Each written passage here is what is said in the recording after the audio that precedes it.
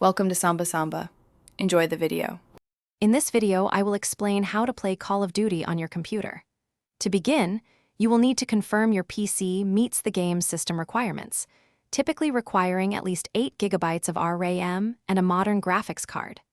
Then, purchase and download the game from a trusted digital store, such as Battle.net or Steam. The installation process usually takes between 30 minutes to 1 hour, depending on your internet speed and storage device. Finally, create a free account or log in to an existing one to proceed. Once the game files are downloaded, follow the straightforward on-screen instructions to install Call of Duty.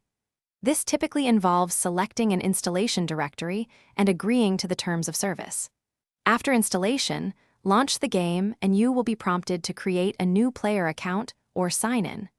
Make sure your account is properly linked to the platform you are using. Take a moment to adjust basic settings like display resolution and sound levels for a comfortable initial experience. Call of Duty offers diverse game modes, from intense multiplayer battles supporting up to 100 players to engaging story campaigns and cooperative missions. You will primarily use your keyboard for movement, typically WASD, and your mouse for aiming and shooting.